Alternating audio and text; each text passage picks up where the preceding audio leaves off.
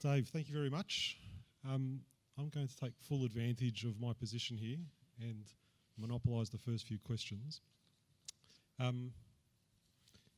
You spoke about job automation, and if you believe the people who need to sell newspapers, in a couple of years' time, there'll be 2 robots up here doing the Q&A, speaking to a room full of robots. Elon Musk and people of his calibre actually have a thesis that AI could turn against humanity. So forget about automation as a threat. AI having a crack at people is a possibility. What are your thoughts on that?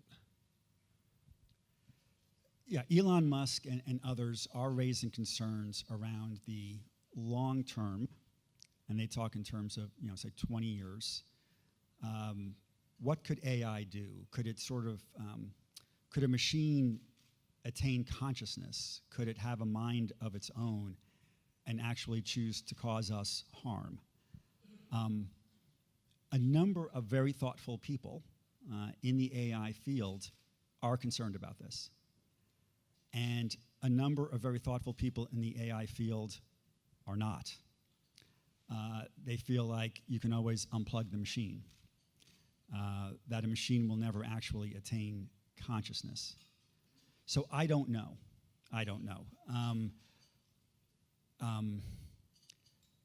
What I do know is that unfortunately that kind of concern, which does sell newspapers, because it sounds like the movies and everything, is weighing down the public perception of AI.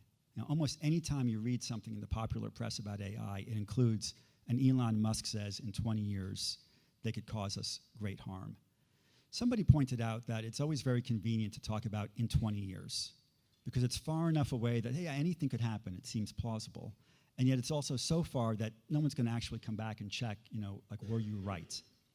And it is interesting to look back. In the 50s, when the term AI was coined, the people who were thinking about it made predictions then about what we could do through AI by the 70s. And we're just getting there now. So again, it's very, very hard to predict 20 years down the road. Very safe answer. By the way, Ben, I'm not looking directly at you, and I'm holding you accountable to keeping us on time. So you might have to throw something at me when we go over time, okay? So Dave, whenever somebody in my team or a data scientist anywhere works with a source system, and the people say that the source system says, tell me what fields you need for your analytics and tell me how much of it you need. Our typical answer is, well, while you've got the hood up, just give me everything, yeah? And the reason why we do that, there are great examples on YouTube where you see self-driving cars anticipating accidents and stopping, yeah? And when you look at that video over and over and over again, to at least my human eye and other people I've shown, you simply can't see the accident about to occur at the same time that the car detects it. And my point being, as long as I get all the data, as much of it as possible, then I trust that the algorithms are actually going to find things that I anticipated, but also stuff that I never anticipated. Yeah, and so hence being able to stop before actually seeing the accident. On the flip side, though, we have the conundrum of privacy. And privacy, the requirement of privacy, or something that drives privacy, is the data minimization principle. So given that I want all the data, somebody else wants me to have the bare minimum possible, what's your view? How do we get these two groups to talk to each other? Yeah, this is really at the nub of the tension between privacy and AI. In the 70s, or maybe it was the early 80s, the OECD set forth a set of principles around privacy, 5 or 6 principles, which have really withstood the test of time. They're things like notice and control and security, and one of them is this data minimization principle, which essentially says firms or organizations of any kind should collect as little data as possible to get the job done. And what they're thinking of in the 70s or 80s is like, mailing you a package or payroll or something like that. And now in 2015, we have the benefits of data analytics and AI. And as Anthony is saying, a data scientist will usually say, I want all the data. More is always better. And so it puts real pressure on the data minimization principle. One of the things we need to do, and again, it's a societal thing, it's not for Microsoft to decide or Facebook or any company, is where do we draw the line? In Europe, they're very, very privacy conscious, obviously. In China, much less so.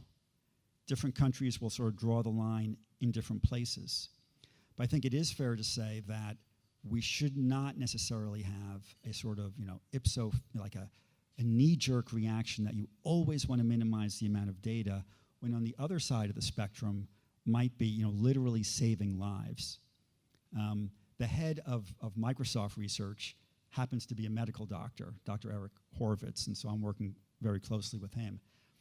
And so every time we get together, he's telling me about the next AI project he's working on to make healthcare, more efficient, more productive, better outcomes for patients, whether it's reducing the infection rate in hospitals, which is how actually a lot of people die in hospitals, is through infections, reducing the hospital readmission rate, which is incredibly expensive, figuring out when there's a scarcity of organs to go around, who should get them.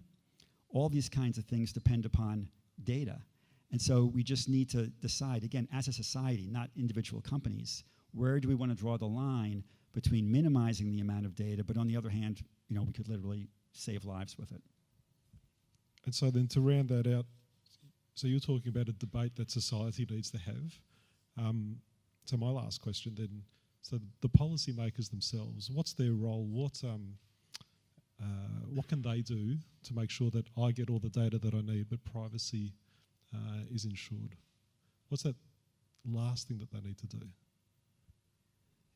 Well, in Europe, there's a new privacy law in place that's quite comprehensive. It's called the General Data Protection Regulation. It's been years in the making. It's 80 pages long, single-spaced, in 11-point type. I happen to know this because I had to read it a few times. And that effectively regulates the big tech companies for the world, even though technically it only applies in Europe, because the amount of work that's required to comply with that and then to try to do things a different way in other countries is actually not feasible. So there is a policy framework in place that goes to very rigorous notice to people about how data is being used, rigorous controls to give people the right to make choices, security requirements, and even some provisions that relate directly to AI. And so there's provisions in this new regulation, the GDPR, that go to transparency around automated decision-making about people. So I think it's frameworks like that. The privacy regulators around the world have really started focusing on AI in the past 2 or 3 years. So it's always, the privacy community met recently in Hong Kong, and one of the top topics on the agenda was artificial intelligence. Okay. How are we going for time, Ben? Good? So I'm not going to monopolise the rest of the session. There are roving mics around. Where are the roving mics? Have we got questions from the floor? We definitely have one here, one there. We've got questions everywhere. And could you, what's your name and where do you Cora come from? Trevathan from Deakin University. You talked about the importance of humans on the loop, and obviously in terms of military intelligence systems, that's really important. Could you talk about the regulatory systems that you envisage that will deal with that in an international context, and would this be something that the international partnership would be considering in future? It definitely will be. There's a lot to the human in the loop aspect. We will have cases where AI can make some simple decisions, and you wouldn't necessarily need a human in the loop. then you can have AI making much more important decisions, and you'd want someone to take a look at that. There will be cases where we need to look at the interface, if you will, between the machine and the human. So you might recall that terrible plane crash of an Air France flight. It was going from Brazil, I think, to Paris, and it was on autopilot, and they flew into a severe storm. And part of the report, and the plane crashed, and the pilots did exactly the wrong thing, it turns out, when they found the black box. And part of the conclusion of the investigators was that the pilots had lost situational awareness. And that can happen when you're sort of lulled into a sense of complacency, when the machine is taking care of things, and then all of a sudden you need to be really on your game. So there's a lot of work going on around how to ensure that people are alert when they're going to step in. And that would apply also to something like, the judge using that sentencing software I talked about. We don't want the judge to just think, oh, the sentencing software said this person is likely to commit a crime again, so this person will. We need to actually provide some education around what does it really mean. And in an AI context, when a result is presented, it's actually a prediction. And so there's a probability associated with it, and then a confidence level on the probability. So we need to do a little education of people that it's actually saying there's a 68% chance that something that will happen. And really, it's sort of between a 63 and a 75% chance that it will happen, that sort of thing. In the regulatory environment, where we are now is it's like very early days. The whole field of AI, it's been developing since the 50s, but there was this sort of dark ages that they actually call it the AI dark ages of the 70s, where not much progress was made. And then there's been a great advance in just the past few years, so we have these new capabilities. Regulation tends to lag. And so one of the things we need to do is work with policymakers, work with regulators, just to explain these systems. You need to understand them before you can regulate them. But what we want to do is, through groups like the Partnership on AI, start to build some consensus among thoughtful people on these subjects on how to address things like the human in the loop, develop some guidelines, get some experience with it, and then some of that may be suitable for standardization through standard-setting organizations like the IEEE or ISO or something. And then over time, as we get some experience with this, we can expect some regulation directly of AI as well. I will say that it's not as if AI is not regulated today. Like, all the laws that exist apply to AI. I haven't seen any law any place that says, you cannot discriminate in hiring unless you use an AI system, then it's okay, right? That's never going to be a defense. And so, all the privacy law applies, all the discrimination law, product liability law, it all applies still. There was another question close to where the microphone. Oh, go ahead. Hi, Catherine Tay-White from Future Eye.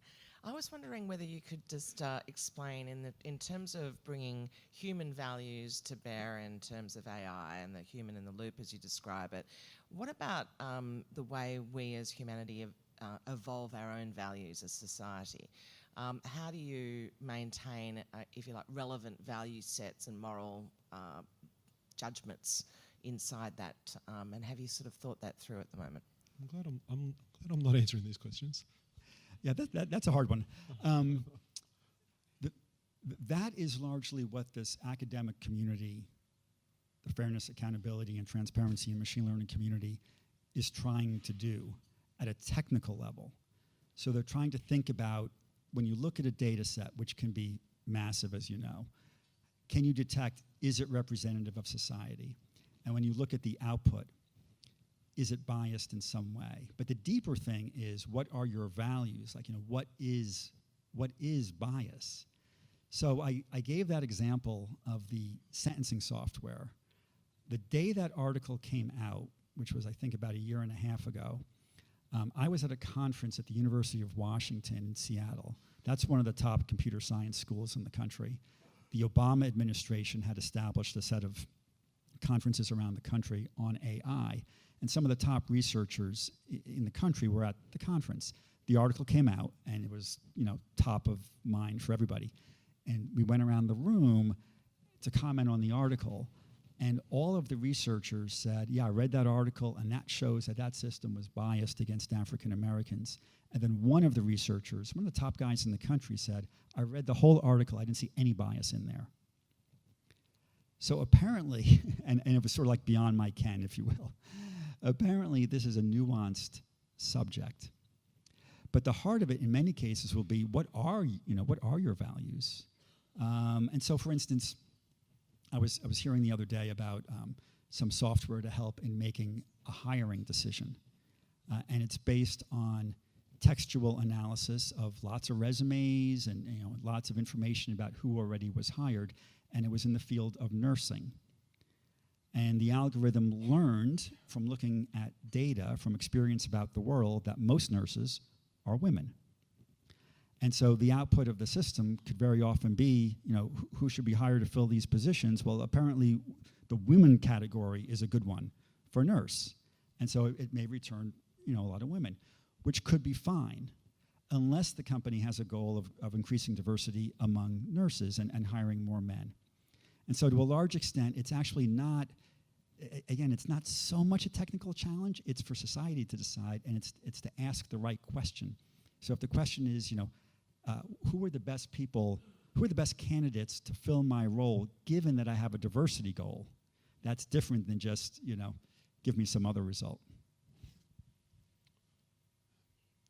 Hand at the back, we've landed. There's another question down here that needs to be asked. Hello, can you hear me? Yep. Hey, my name's Tom Hartfield, work for Bombardier Transportation. I guess my question is, as AI starts to develop and starts managing our human systems and our cities and where we live, is there any thought into overpopulation of Earth? And will basically AI systems, I don't know, hopefully not organise a cull, but basically infer life decisions on people, so make them more likely to not have many children? Yeah, that's my question. If that makes sense. Okay. I feel like Simply, is there a line? I feel like I want to pass the microphone to someone else in the room who might have something thoughtful to say about this. I don't know, to be honest. I mean, I feel like some of the more far-reaching possible applications of AI feel like science fiction a little bit. I mean, to go back to the Elon Musk, someone said it's like, Elon Musk is the one raising the concerns that AI systems could take over the world. Someone said it's like working on space exploration and trying to plan the first manned mission to Mars and worrying about overpopulation of Mars. Like it might be a problem, but it feels like in general there's much more pressing problems that we have today. And the benefits of AI to solve the problems we have today of increasing food yields through agriculture, and I haven't talked about that yet, but there's all kinds of work we're doing in the agricultural space or in healthcare or in solving transportation problems that, again, just quoting Dr. Horowitz, who I work with, he feels like the greatest risk factor relating to AI is that we don't deploy it fast enough because of the concerns or because of limited funding or because of a lack of understanding. So I think we're more focused on sort of the benefits, and those questions that get into like the Terminator movies and stuff feel very distant. And what I would say is that we've actually been using AI for the best part of 100 years to do exactly what you think might happen in the future. AI is not massive cloud technology and neural networks and data scientists. AI is just the latest evolution of taking data that's out in the field and extracting information from that. So we've been doing town planning for a long time. We've been informing populations around the risk of massive growth. We've been working on environment for a good chunk of time now. So it's always been happening. We're just getting more data available to us, which means we can get more information out there. And what it looks like in the future, the two people on stage aren't going to put their next. Well, in 20 years' time, I'll be retired, hopefully. So, microphone. Hi, I'm Steve Hodgkinson from the Department of Health and Human Services. So, David, one of the things that protects us in human society is a diversity of points of view. So in matters of substance, there's always a debate. So in AI, there's a lot of it seems to be founded on this idea of an optimal, computerized outcome. But in social services type situations, there's always many ways to look at a problem. And I'm wondering if there's any discussion happening in the AI kind of spaces around this idea of AI having a personality or a type, which case you could have different AI agents with different personalities or perspectives kind of finding an optimal solution as opposed to just a kind of linear programmed kind of a technical solution. And the reason I think about this is in Australia, one of our first big adventures in this space in the public sector has gone badly wrong in Canberra with regard to an AI agent that decides that people are negligent on some aspect of their social welfare payments and wants the money back. Whereas if that was being debated in an office space, there would have been people saying, oh, hang on, no, that's not a good outcome. We should think about this again before we send the letter out or whatever. So should we have AI agents that debate things from a perspective, come to a landing of what's a most reasonable perspective and then act? Yeah, I think we're definitely going to have different kinds of AI agents reflecting different values. And so that sort of goes back to my point about, ensuring diversity of who's building these systems, and also the point about being very thoughtful around what question are you really trying to answer. Every AI system begins with what's the issue you're trying to answer, whether it's a movie recommendation or who's likely to be readmitted to the hospital, and then the set of values that relate to trade-offs that the system will have to make. I saw in August, I think it was, that China came out with a big report saying that China is going to invest to be number one in AI. They want to be number one in basic R&D. They want to be number one in deploying AI in the economy. And they've got big companies with lots of data about lots of people to do that.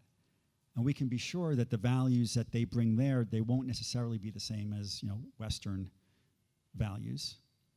So it's definitely the case that with the human-centric approach that we're talking about, it is all around the values that go into the system at the beginning and the questions that we're asking. So I think we will end up with different AI systems coming to different conclusions under different circumstances. Question over here. So I'm Philip Rowe, Catholic Education, the CIO. I've been brought on to there to roll out an enterprise-wide system across 480 schools. Part of that is going to be building up a big data capability across 200,000 students. I'm going to know their educational records from ages 5 to 6 through to 17, 18. I'll know their parents' economic situation.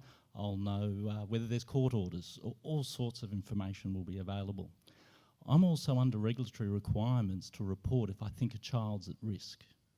So my question to you, and I want to tap into your legal side a little bit, is you talk about we've got to evolve the regulatory side of things, or society's got to take it forward. But given the regulatory stuff we've got right now, how might that either trip up AI or be used in a way that didn't envisage AI? Because I could see myself a little bit like on the Target example you gave there, having the ability to quickly identify, or perhaps not so much quickly, but well in advance of a child being at risk in all sorts of ways. How can you see the regulatory environment influencing us now as it currently stands, where it may not have envisaged all the things that AI can do? We need to find you a good lawyer.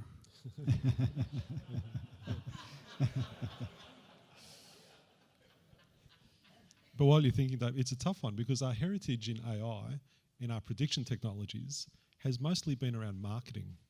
And so when we build a cross-sell model for a home loan, what we say is 20% of these customers will take out this home loan. So I'm going to hit 100,000 customers with the offer, and 20% of them will buy. And for the 80% who don't buy, no big deal. They got a piece of paper in the mail that they ignored. But we're now, so it's a probabilistic problem, right? And so we're quite happy to work on a pool of people in a probabilistic manner.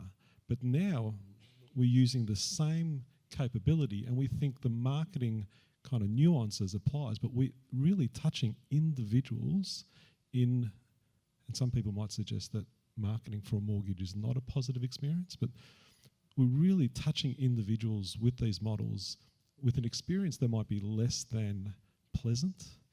And so, similar to judges possibly making decisions, there's a 75% chance this person will commit again, or there's a 25% chance that they won't.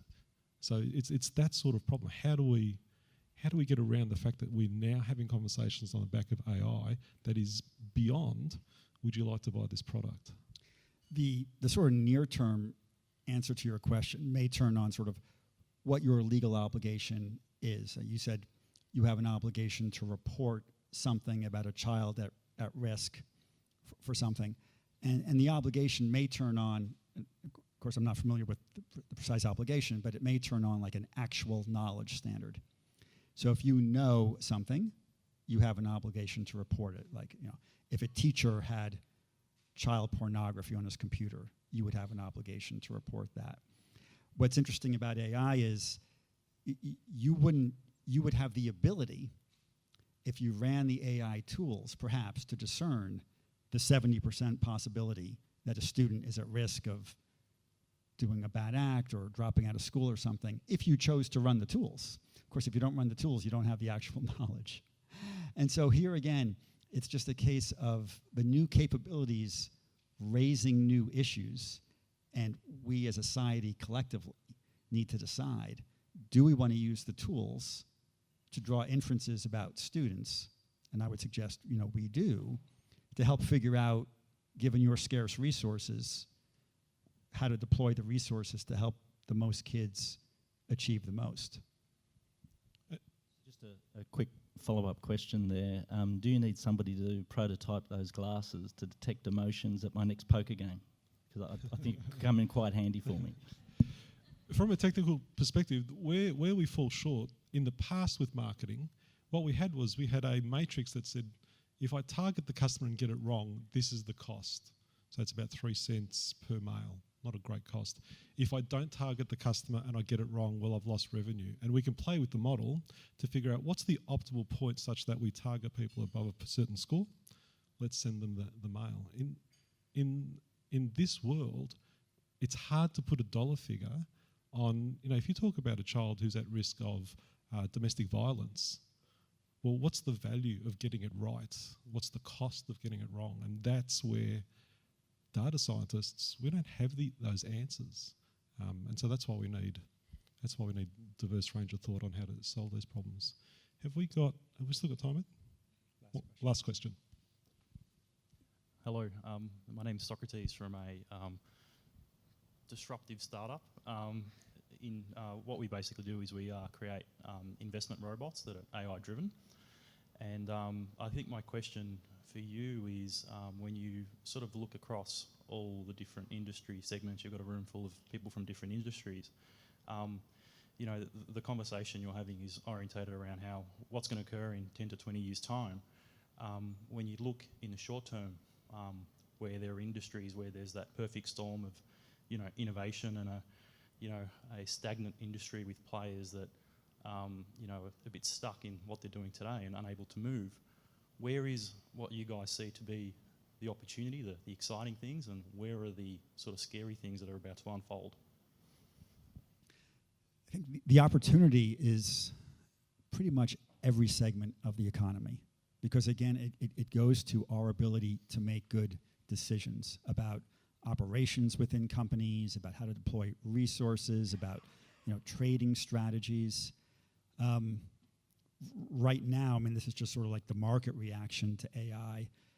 Microsoft's stock price happens to be at an all-time high, and Google is up, and Facebook is up, and this is just because the sales opportunities across the economy are tremendous, and the corporate world definitely sees this, right? And so I've seen polls of Fortune 500 CEOs. What's the most transformative thing for your business in the years to come? And by large numbers, they point to AI.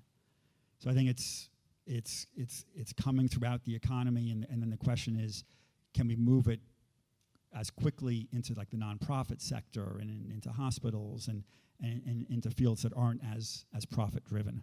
So we've run out of time. Fantastic presentation, fantastic suite of answers to the questions we've hit you up with, Dave. Could I ask everybody to thank Aussie Dave for his time here this morning?